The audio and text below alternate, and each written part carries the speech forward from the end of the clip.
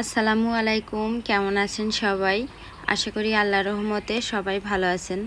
আলহামদুলিল্লাহ, আমরাও ভালো আছি। আমার গ্রামীণ জীবনযাপনের নতুন আরও একটি ভিডিওতে আপনাদের সবাইকে অনেক অনেক স্বাগতম জানাই। সকালবেলা দেখেন আমার দেশি যে একটা মুরগি আছে, সে 11টা ডিম দিয়েছে।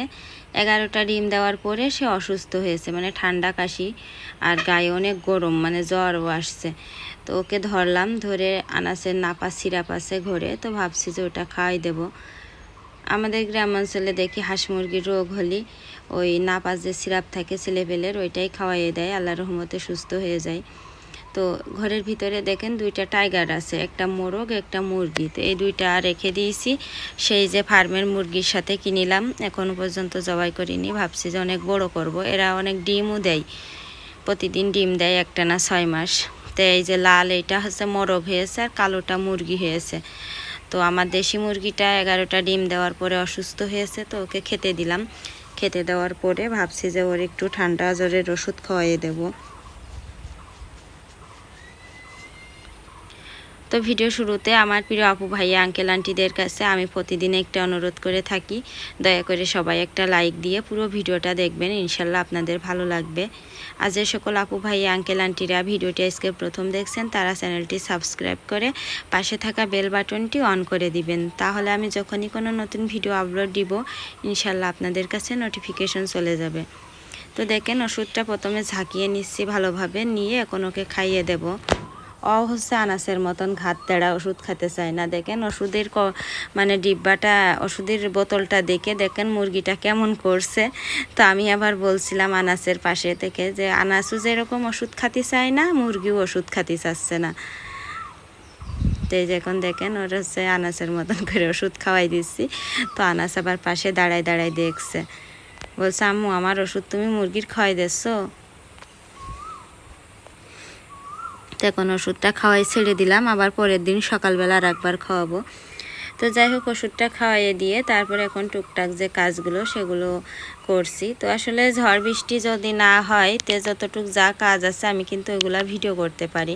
আর ঝড় বৃষ্টি হলে কিন্তু ভিডিও করতে পারি না। তারপরে আবার মাঝে মাঝে আনাসের হচ্ছে মানে এত কান্নারি ওঠে যে যেদিন সারাদিন ধরে কান্দে, মানে ও ছেলে পেলে যদি পাশে কান্দে এরকম, তো মার কি মন চায় যে মানে কোনো কাজ করে শান্তি লাগে। তো আমি ভিডিও করা, মনে করেন একটা ভিডিও করতে গেলে অনেক ভেবে চিনতে অনেক সময় নিয়ে ভিডিও করতে হয়। তো আনাজ যেদিন কান্না ছিল্লি ওঠে, সেদিন মনে করেন আমার মানে ভিডিও করা তো দূরের কথা, মনে হয় বসে বসে আমিও কান্দি ওর সাথে।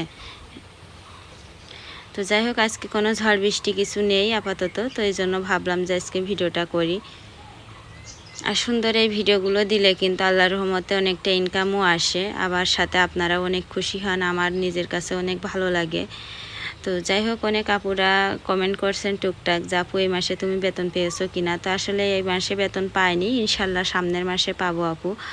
তো যাই হোক, সবাই দোয়া করবেন, আর যেভাবে আমার পাশে আছেন, আমাকে একটু সাহায্য করছেন ভিডিওগুলো দেখে, আল্লাহর কাছে আপনাদের জন্য অনেক অনেক দোয়া করি। দূর থেকে এর থেকে বেশি আর তো কিছু করতে পারি না। তো দেখেন আমার ভাঙা চুলা থেকে ছাই তুললাম, তুলে ছাইগুলো ওইদিকে ফেলে দিয়ে আসলাম। তো এখন উঠানটা ঝাড় দিয়ে নেব।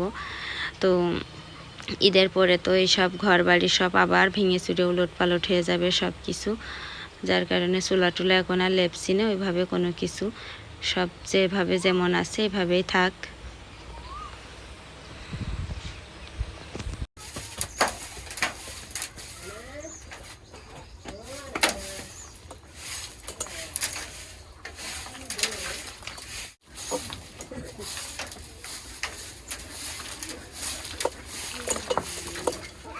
সিমেন্টটা ছিল হলে আর আরাম থাকতো না, পানি হলো সিমেন্টটা ছিল বানাই দেবেন এবার রান্না বানাবেন শুনে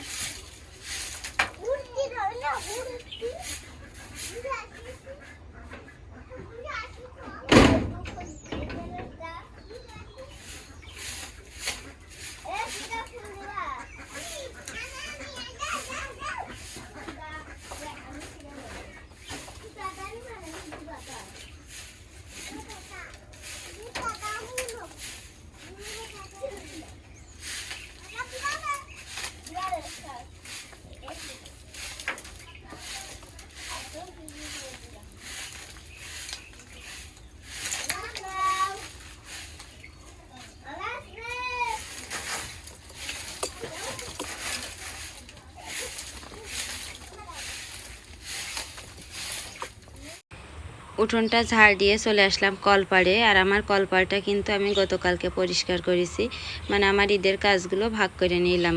একদিন আনাস রাফির আব্বুর কাপড় পরিষ্কার করেছি, একদিন আমার কাপড় পরিষ্কার করেছি, আর একদিন পুরো ঘর বাড়ি পরিষ্কার করেছি, বিছনা খাতা বালিশের কাবার টাবার এগুলো পরিষ্কার করেছি। তারপরে আর একদিন হচ্ছে বাথরুমের অ্যাডজাস্ট ফ্যান, ঘরের ফ্যান ট্যান, তারপরে এই যে কলপাড় পরিষ্কার করা। তো যাই হোক, কলপাড়টা আসলে ক্যামেরায় দেখতে একটু এমন লাগে, কিন্তু আসলে বাস্তবে অতটা অপরিষ্কার না। এমনি একটু কালারটা আমাদের এখানে পানির কলে অনেক আয়রন, যার কারণে কালারটা কলপাড়ে নষ্ট হয়ে গেছে, লালচে লালচে হয়ে গেছে। তো থালা বাসনগুলো ধোয়া শেষ, এখন এই যে ঘরে যাব। আর এদিকে দেখেন আমার রাফি আর আনাস পাশের বাড়ি গেল, যেয়ে ওরা বড় বড় 2টা আম পেয়েছে, গাছ থেকে পড়েছে, তাই ওর সেই দাদি দিয়েছে ওদের। তো যাই হোক, ওরা সেই বসে বসে 2 ভাই আম খাচ্ছিল। তো এখানে যে দেখেন কলপাড়ের দেয়ালের উপরে থালা বাসন যেগুলো বড় বড় সেইগুলো রেখে দিলাম পানি ঝরানোর জন্য। আর থালা বাসনে এরকম পানি ঝরলে ভালো লাগে। তারপরে যে দেখেন কচুরলতি কাটতে বসলাম। তো গতকালকে রাফির আব্বু রাতে কচুরলতি নিয়ে এসে আর চিংড়ি শুটকি নিয়ে এসে, তো সেগুলো রান্না করবো এখানে। আর রাফির আব্বু তো এখানে প্রতিনিয়ত আল্লাহর রহমতে গাড়ি চালাতে যায় আর কি।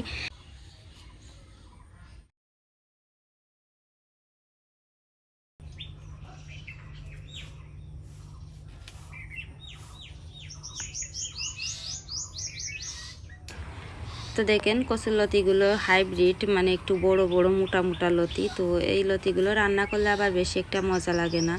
দেশি যে কচুর লতি ওইগুলো তো আসলে গ্রামে থেকেও নিজের জায়গা জমি না থাকলে যা হয়, মানুষের কিন্তু আছে লতি, তো তাদের কাছ থেকে কেনার জন্য বললেও বিক্রি করে না, বলে যে বাজারে দেব, বাজারে দাম বেশি, বাড়ির পরে বিক্রি করলে দাম কম, এটা বলে দেয় না। তো যাই হোক, নিজেদের জায়গা জমি না থাকলে যা হয় আর কি। তো দেখেন আমাদের এই উঠানটা কিন্তু এখন যে অবস্থায় দেখছেন, হয়তো বা আর 15-20 দিন পরে অন্যরকম হয়ে যাবে।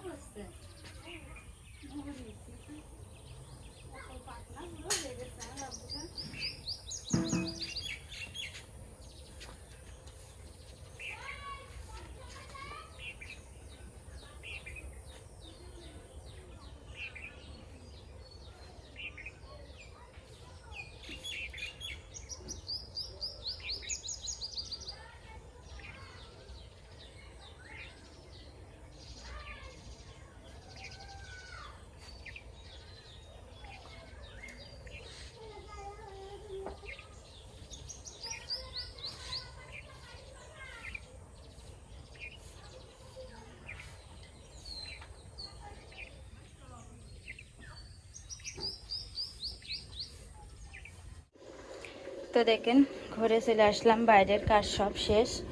তো ঘরে এসে যে রাইস কুকারে ভাত বসাইছি। আর এই দেখেন কচুরলতি ধুয়ে টুয়ে নিয়ে চলে আসলাম। আর কড়াইতে এখন পানি গরম দিয়েছি। দেখেন কচুরলতি রান্না করবো আজকে চিংড়ি শুটকি দিয়ে। আর এটা হচ্ছে দেখেন চেপা শুটকি দিয়ে তো কত রকমের রেসিপি করা যায়। তো এখন তো আর তো রেসিপি করতে গেলে বাইরে রান্না করতেই হবে, বাইরে। তো যার কারণে এখন আর ঘরে যেহেতু রান্না করছি, এইটা শুধু ভর্তা করব। চেপা শুটকির ভর্তা অনেক দিন খাইনি, মানে 3 বছরের উপরে হবে, 3-4 বছরই হবে। আর চিংড়ি শুটকি দিয়ে লতি রান্না করব। তো যাই হোক, এখন এসে গরম পানি দিয়ে একটু ধুয়ে নেব।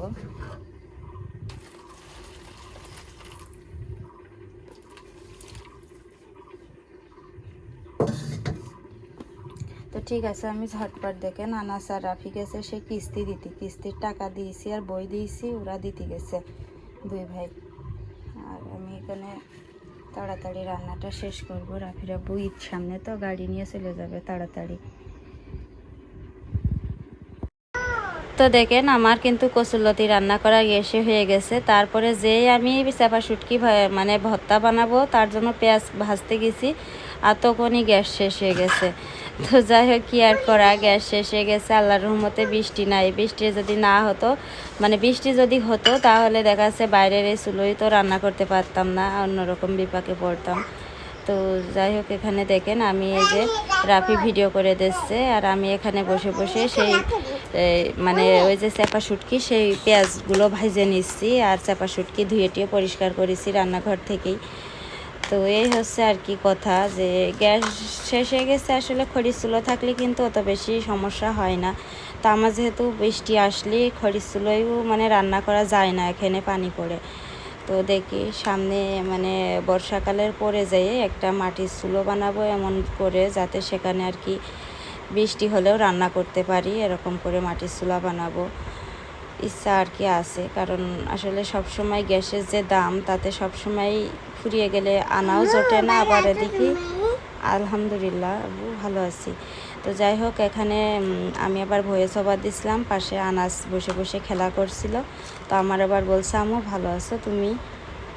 তো এই জন্য ভাবছি যে একটা খড়ির চুলা বানাবো এমন করে, যাতে যত ঝড় বৃষ্টি আসুক তাতেও আমি রান্না করতে পারি সেখানে। ইচ্ছা আছে আর কি, বেঁচে থাকি যদি ইনশাল্লাহতে বানাবো। তো এখানে দেখেন আমার সেই পেঁয়াজ ভাজা হয়ে গেছে। এখন এই যে শুকনো মরিচ দিয়ে চাপা শুটকির ভর্তাটা মাখিয়ে নিচ্ছি। এত সুন্দর একটা ঘ্রাণ, আর কি বলবো, মানে অনেক দিন ধরে খাওয়া হয় না, সেই 3-4 বছর আগে খাইছি। রাফির আব্বু যখন ঢাকায় থাকতো নিয়ে আসতো, ওর বলতাম আসার সময়। তারপরে ও যখন বাড়িতে চলে এসেছে তখন থেকে তো আর খাওয়া হয় না। তো এই যে দেখেন খুবই লোভনীয় হয়েছে মাশাল্লাহ ভর্তাটা। তো এখন এই যে লতি রান্না আর এদিকে ভর্তা। তো এখন আজকে খাবো আর কি, এখন আমরা সবাই মিলে আলহামদুলিল্লাহ। আজকের রিজিকে যা লিখে রাখছিল আলহামদুলিল্লাহ অনেক ভালো। তো লতি রান্নাটা ভেবেছিলাম ভালো হবে না, কিন্তু ভালোই হয়েছে রান্নাটা। তো ওখানে রাফি টিভি দেখছে, রাফির আব্বু ওখানে হাত মুখ ধুয়ে আসছে ঘরে, এখনও মাত্র ঘুম থেকে উঠলো। তো যাই হোক, এখানে এই যে প্রায় 11টা মতন বাজে। তো আমরা সেই সকালে ভাত খাওয়াটার পরে এই যে দেখেন বছরের প্রথম কাঁঠাল খাচ্ছি আজকে, পাকা কাঁঠাল, একদম রসগোল্লার মতন মিষ্টি আর রসালো। তো গ্রামে আসি আল্লাহর রহমতে, টুকটাক যা খাই আলহামদুলিল্লাহ ভালোই খাচ্ছি, আল্লাহ রিজিকে যা লিখে রাখছে। তো এই ছোটো ভিডিওটা আপনাদের সাথে শেয়ার করলাম। এতক্ষণ ধরে ধৈর্য সহকারে আমার যে সমস্ত আপু ভাইয়া আঙ্কেল আন্টিরা পুরো ভিডিওটি দেখেছেন, সবাইকে অনেক অনেক ধন্যবাদ, আর সবার জন্য অনেক অনেক দোয়া রইল। ইনশাল্লাহ পরবর্তীতে কোনো এক ভিডিওতে আবার দেখা হবে, কথা হবে। তো সে পর্যন্ত সবাই ভালো থাকবেন, সুস্থ থাকবেন। আল্লাহ হাফেজ, আসসালামু আলাইকুম।